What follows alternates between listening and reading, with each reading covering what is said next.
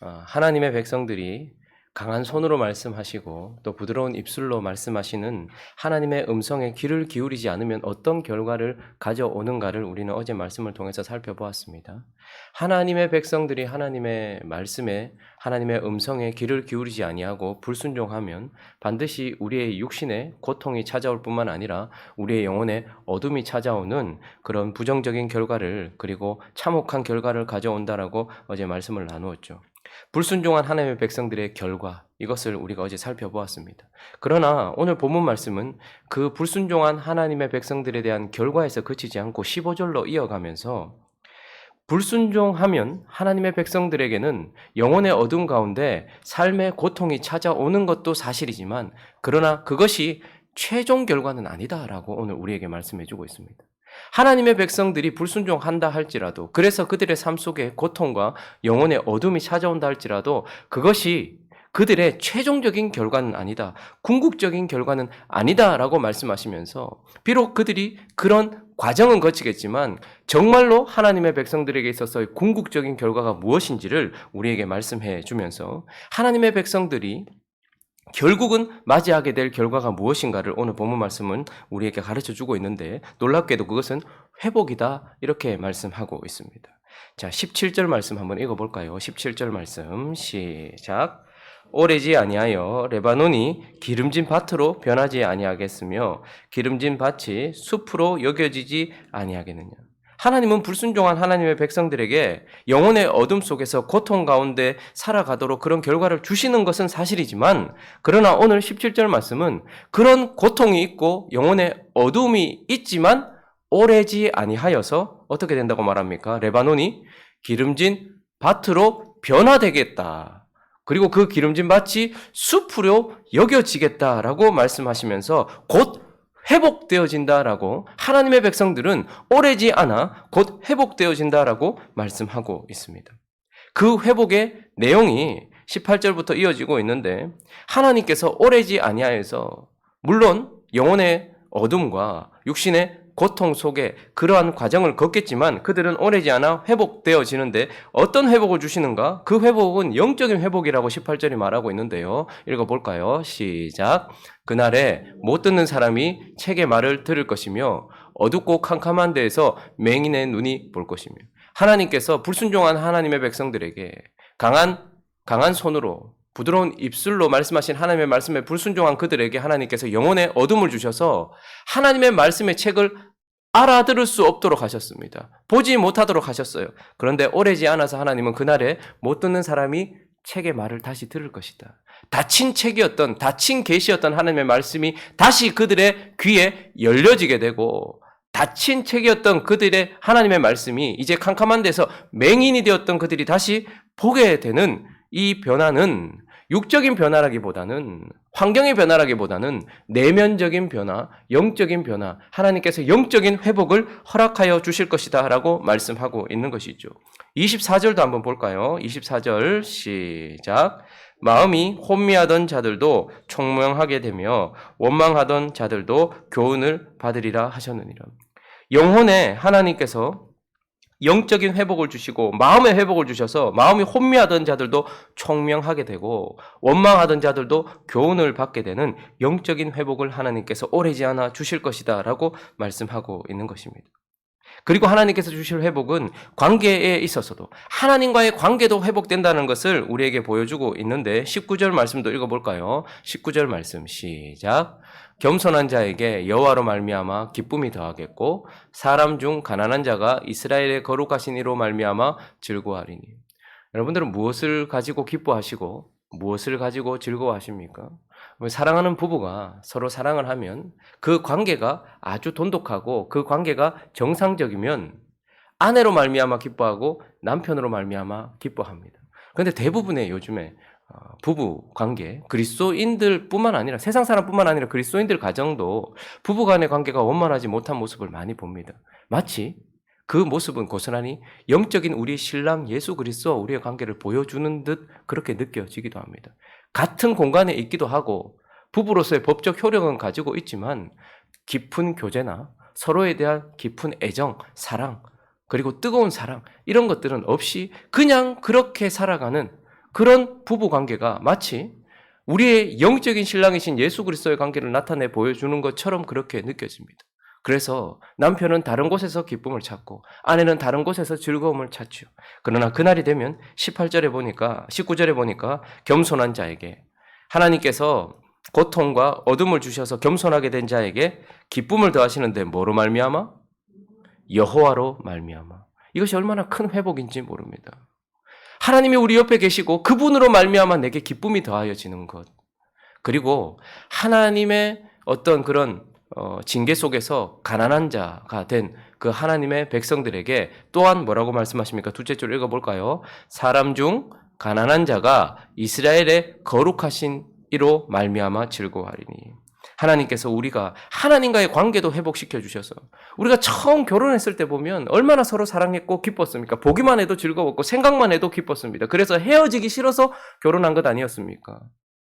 그렇게 된 것처럼 그날이 되면 우리는 여호와로 말미암아 기쁨을 더하고 이스라엘의 거룩하신 이로 말미암아 즐거워하게 되는 그분과의 관계도 하나님께서 회복시켜 주신다. 영적인 회복, 하나님과의 관계의 회복, 그리고 완전한 거룩도 회복되어질 것이라 말씀하시는데요. 23절도 읽어볼까요? 23절 시작. 그의 자손은 내 손이 그 가운데서 행한 것을 볼 때에 내 이름을 거룩하다 하며 야곱의 거룩한 일을 거룩하다 하며 이스라엘의 하나님을 경외할 것이다. 거룩한 일을 향하여 그분을 향하여 거룩하다 할 뿐만 아니라 그분을 어떻게 한대요? 경외하게 된다.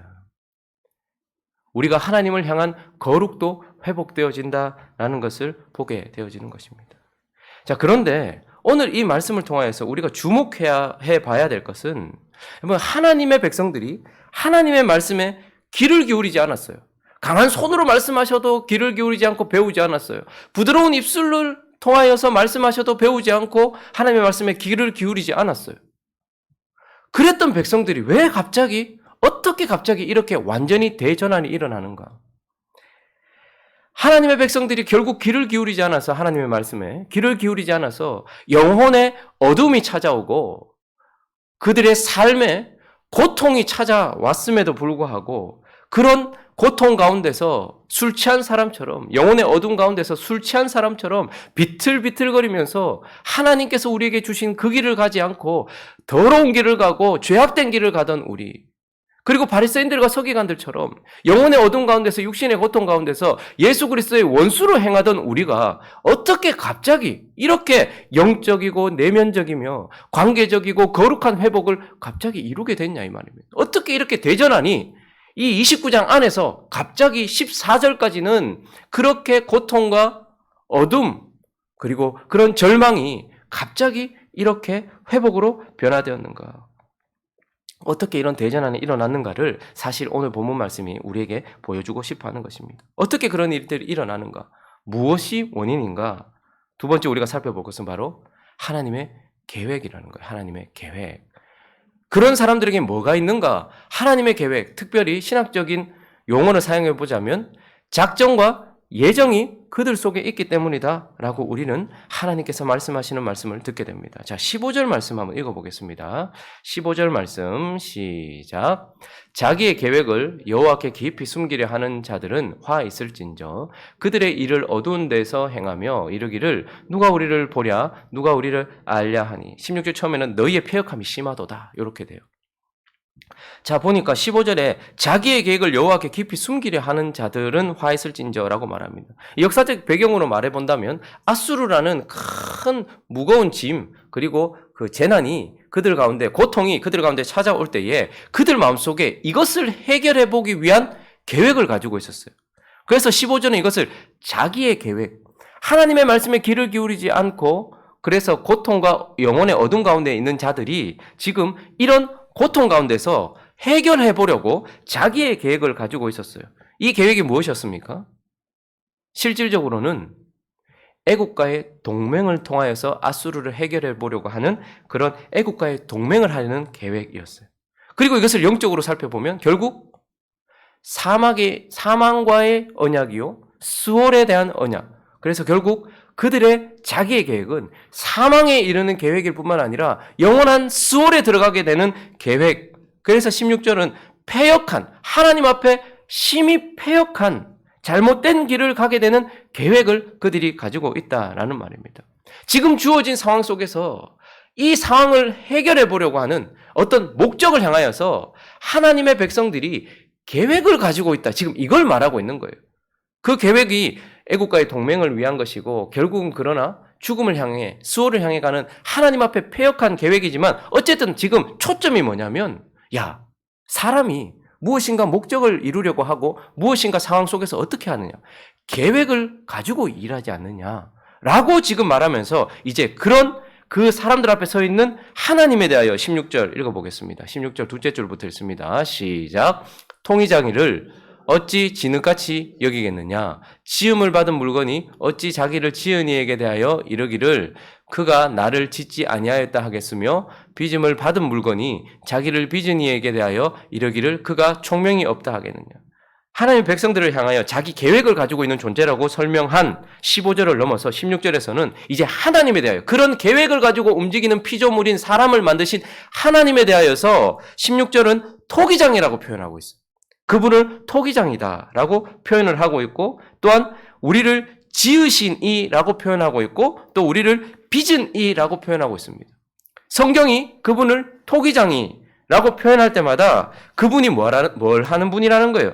창조, 만들어 가시는 분이라는 것을 강조하고 있어요. 그러나 토기장이라는 단어는 단순히 하나님이 무엇인가를 창조해내시는 존재다라는 것을 드러내는 것이 아니라 토기장이라는 것은 지으시니, 빚으시니라는 것을 함께 포함하는 내용을 가지고서 결국은 그분이 뭔가를 주권적으로 빚어가시는 분이라는 거예요. 토기장이는. 주권적으로 자기의 뜻대로 자기가 하고 싶은 대로 자기의 뜻대로 주권적으로 빚어가시는 분이다라는 뜻이기도 하고 또 하나는 계획적인 창조자라는 것을 강조하는 것이기도 합니다. 주권적인 창조자예요. 그래서 그분의 뜻대로 만들어 가시는 분이지만 또한 그분은 인간이 그러한 것처럼 인간을 만드신 하나님 또한 무엇인가를 할 때에 계획을 가지고서 그렇게 만들어 가시는 분이다라고 말씀하시는 것입니다. 그래서 하나님께서 영원 전에 이 땅이 창조되기 전에, 이 땅이 조성되기도 전에 하나님은 뭘 가지고 계신 토기장이란 말입니까? 계획을 가지고 계셨다는 말이에요. 어떻게 만들겠다, 어떻게 해나가겠다라는 계획을 가지고 계신 창조자 하나님이시다라는 것입니다. 그래서 만물 전체, 이 땅 전체, 온 우주 전체를 향하여 가지고 계신 하나님의 계획을 상징하는 단어는 바로 작정이라는 단어입니다. 하나님께서 땅은 이렇게 지어야지. 하루는 24시간으로, 한 주는 7일로, 한 달은 31일로, 그리고 1년은 365일로, 계절은 이렇게, 그리고 모든 것들을 지으실 때 하나님께서 즉흥적으로 만드신 것이 아니라 온 우주 만물을 향하여서 하나님이 가지고 계신 계획, 작정을 하시고 그렇게 하셨단 말입니다. 언제요? 영원 전에, 시간 전에.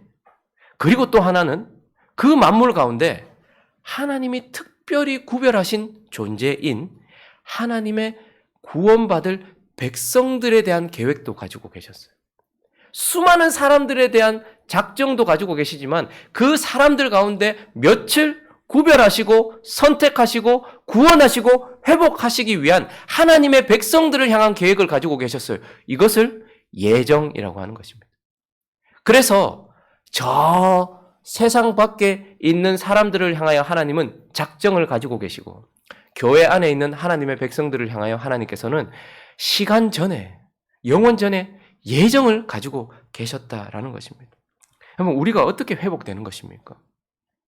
우리는 이미 창세전에 하나님의 마음속에 토기장이가 무엇인가를 만들기 전에 그 마음속에 무엇을 만들지 디자인하고 계획하여서 그 계획을 실행하는 것처럼 하나님은 이 땅을 만들기 전에 여기에 대한 작정, 계획을 가지고 계셨고 그리고 저와 여러분들이 조성되기도 전에 우리의 어머니의 태에서 우리가 만들어지기도 전에 저와 여러분들을 아셨고 저와 여러분들을 보셨으며 저와 여러분들을 향한 예정을 가지고 계셨기 때문에 그런 것입니다.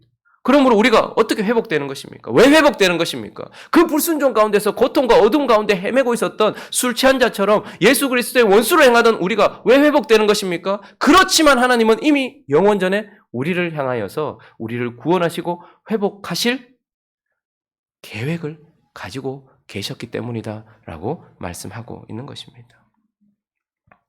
그리고 또 오늘 본문 말씀은 우리가 어떻게 갑자기 이렇게 대전환, 이렇게 변화되는가, 오래지 아니하여서 기름진 밭으로 숲으로 변화되는가, 그 두 번째 이유를 바로 하나님이 언약하신 존재이기 때문에, 하나님의 언약이 있는 존재, 저와 여러분들에게는 시간 전에 하나님의 계획이 있는 존재예요. 그리고 또 하나는 하나님의 언약이 있는 존재들이기 때문입니다. 자, 22절 말씀 한번 읽어보겠습니다. 시작.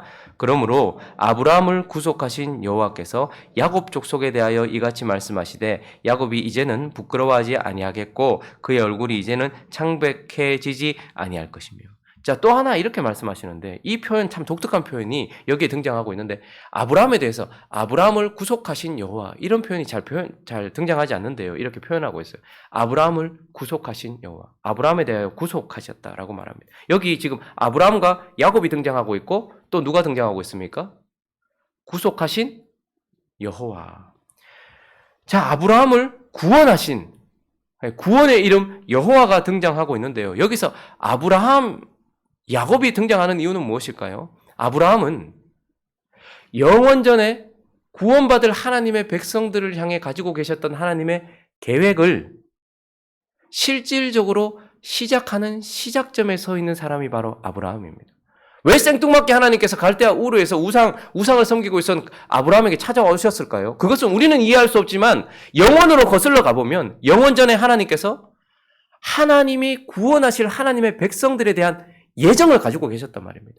그 영원전에 가지고 계셨던 계획이 이제 시간 속에서 시작되어지고 또 그것을 드러내는 시작점에 누가 있는 거예요? 아브라함이 있는 거예요. 그리고 영원전에 가지고 계셨던 그분의 계획, 예정이 확연하게 드러나고 확장되어지는 지점에 누가 있는 거예요? 야곱이 있는 거예요. 그의 이름을 이스라엘, 하나님을 이긴 자, 하나님의 백성이라는 이름으로 바꾸시면서 12지파를 통하여 하나님께서 영원전에 가지고 계셨던 하나님 나라에 대한 하나님의 예정이 명확하게 드러나고 확장되어지는 지점이 바로 야곱이라는 것입니다. 그래서 그의 이름을 여호와라고 말씀하시면서 이 시작점에 무엇이 있는 거예요? 그들과의 언약이 있는 거예요. 우리는 참 이해할 수 없습니다. 하나님이 굳이 아무런 유익도 없는데 왜 아브라함 같은 우상을 섬기는 자에게, 왜 야곱과 같은 사기치는 자에게 하나님께서 찾아오셨을까? 그에게 왜 언약을 맺으실까? 그것은 영원전에 하나님이 마음속에 가지고 계셨던 계획을 이제 이 시간 속에서 실행하시기 때문인 것이고 그 실행을 어떤 방식으로요? 언약이라는 방식으로 확정지어 주는 것입니다. 그래서 하나님이 아브라함에게 언약하시면서 내가 너를 구원하겠다라고 언약을 맺으시고 그리고 내가 너를 모든 민족들의 아비가 되게 하겠다. 믿음의 조상이 되게 하겠다라고 언약을 맺으시고 자손을 줄 것이라 언약을 맺으시고 야곱을 이스라엘로 바꾸시고 그 12지파를 통하여 하나님의 나라를 만들어 가시겠다고 하나님께서 언약을 맺으시는 것입니다. 그래서 이것을 하나님의 언약 이렇게 표현하는 것입니다. 이것을 사람과의 약속 이렇게 표현하지 않습니다. 왜냐하면 사람과의 약속이라고 한다면 약속이라는 것은 아주 연약한 의미를 담고 있죠. 약속한 두 대상이 어느 한쪽이라도 이것을 약속을 깨버리면 어떻게 되는 것입니까? 이것은 깨어져 버리는 것입니다. 그래서 사람과의 약속이라고 표현하지 않아요. 그리고 이것을 하나님의 명령이라고도 표현하지 않습니다. 하나님이 구원을 명령하셨거나 우리에게 회복을 명령하셨다면 그 명령을 받은 우리가 그 명령을 실행해낼 능력이 없거나 그것을 실행해내지 못한다면 그 명령은 또한 파괴되는 것입니다. 그러나 여기서 하나님은 아브라함과 야곱과 하나님의 언약을 맺으셨다라고 말합니다. 이 언약은 한쪽이 놓아도 하나님이 포기하지 아니하시면 하나님이 붙들고 계시면 하나님이 실행하시면 언제든지 역사하고 결국은 성취되어질 것을 표현하는 단어인 것입니다. 그래서 하나님은 아브라함에게 그리고 야곱에게 그리고 그들의 후손인 우리에게 찾아오셔서 뭘 하시는 거예요? 하나님의 언약을 하심으로써 말미암아서 그 언약이 우리 안에 있어서 하나님이 야곱 같은 우리를 어떻게 하신다는 거예요? 구원하시겠다고 회복하시겠다고 언약을 맺어주셨기 때문에 우리는 대전환이 일어나고 대변화가 일어나는 것입니다. 영원 전, 시간이 있기 전 하나님의 마음속에 있었던 그 계획, 작정과 예정이 저와 여러분들을 향하고 있기 때문에 육신의 고통과 영혼의 어두움 가운데서 헤매고 있었던 우리가 회복되어진다라고 말씀하시고, 그리고 이제 그 영원한 계획을 실행하실 이 시간과 공간 속에서 그분이 우리에게 찾아오셔서 뭘 하신 거예요? 언약을 맺어주심으로 말미암아 하나님의 영원한 계획과 하나님의 신실한 언약이 저와 여러분들 안에서 역사하고 있고, 우리가 그것을 가지고 있고 하나님의 그것을 우리를 향하여 가지고 있는 존재이기 때문에 우리는 그렇게 회복되어질 것이다 라고 말씀하고 있는 것입니다. 말씀을 정리합니다. 하나님의 백성들이 하나님의 말씀에 귀를 기울이지 않는 그런 절망적인 순간, 그리고 하나님의 백성들이 그렇게 하나님의 말씀에 귀 기울이지 않고 불순종하는 것이 이어져서 결국 영혼의 어둠과 삶의 고통 속에서 방황하며 예수 그리스도의 원수로 살아가면서 지옥을 향해 달려가는 그 순간에도 우리가 완전히 절망하지 않을 수 있는 이유. 저 사람 저렇게 살아서 어떡하지? 야, 이 교회가 이래서 어떡하지? 내가 이래서 어떡하지? 우리 가정이 이래서 어떡하지? 한국교회가 이래서 어떡하지? 하나님이 말씀하셔도 듣지 않는 상황. 그리고 하나님이 지금 듣지 않아서 우리에게 고통과 영혼의 어둠을 주신 이런 절망적인 상황 가운데서도 저와 여러분들과 한국교회를 향해서, 그리고 열방에 있는 교회들을 향해서 절망하지 않을 수 있는 이유는, 그럼에도 불구하고 고통과 어둠이 우리의 최종 결과가 아니고 하나님은 우리를 회복하실 것이라는 그 회복이 하나님이 우리를 향해 가지고 계신 영원한 계획과 하나님이 우리와 맺으신 언약이 있는 존재이기 때문에, 하나님께 소망이 있기 때문에 우리는 절망하지 않을 수 있는 것입니다. 저 사람들이 저래가지고 어떡하지? 한국교회가 어떡하지? 교회가 이래서 어떡하지? 라는 절망 가운데 있어도 우리가 지금 이 순간 눈을 들어 봐야 될 것은 절망적인 우리의 상태가 아니라, 그럼에도 불구하고 야곱과 같이 사기치고 야곱과 같이 살아가는 우리임에도 불구하고 하나님이 우리를 향해서 영원전에 구원과 회복을 계획하셨고, 시간 속에서 구원과 회복을 언약하신 그 언약이 있는 존재이기 때문에 우리는 절망하지 않을 수 있는 것입니다. 그러므로 지금 이런 상황 속에서 우리는 어떻게 살면 되겠습니까? 교회를 향하여, 우리 자신을 향하여 회개하고 주께 돌아오라고 외쳐야 되겠죠. 그러나 또 하나, 진짜 결과를 만들어내실 하나님을 향해서, 하나님, 우리가 지금 이런 상태에 있지만 하나님 영원전에 우리를 가지고 계신 그 계획을 이루어 주셔서 오래지 아니하여 기름진 밭으로 변하게 하시고 이 기름진 밭이 숲으로 여겨질 수 있도록 하나님의 영원하신 계획과 하나님의 신실한 언약을 이루어 주십시오라고 그분께 매어 달려야 하는 상황이 된 것입니다.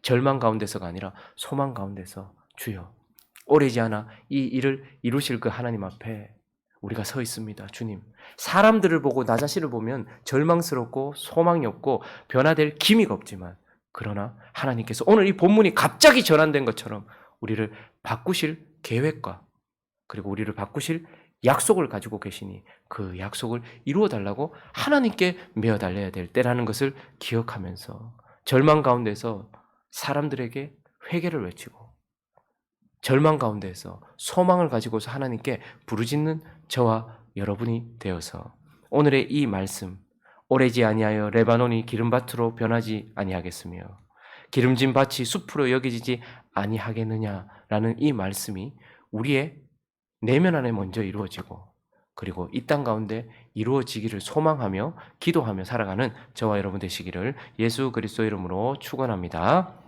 같이 한번 기도하겠습니다. 하나님께서 강한 손으로 말씀하시고 부드러운 입술로 우리에게 말씀하시지만 경험을 통해서도 배우지 아니하고 삶을 통해서도 배우지 아니하고 말씀을 통해서도 배우지 않음으로 말미암아 영혼의 어둠 가운데 비틀비틀거리며 육신의 삶의 고통 가운데서 지옥을 향해 걸어가는 듯한 하나님의 백성들, 그러나 그것이 우리의 최종 결과가 아니라 회복되어질 것이라고 말씀하고 있습니다. 왜요? 하나님이 저와 여러분들을 향해, 한국교회를 향해서, 이 땅에 있는 열방에 있는 하나님의 백성들을 향해서는 영원전에 구원하시고 회복하실 계획을 가지신 토기장이시기 때문에 그렇습니다.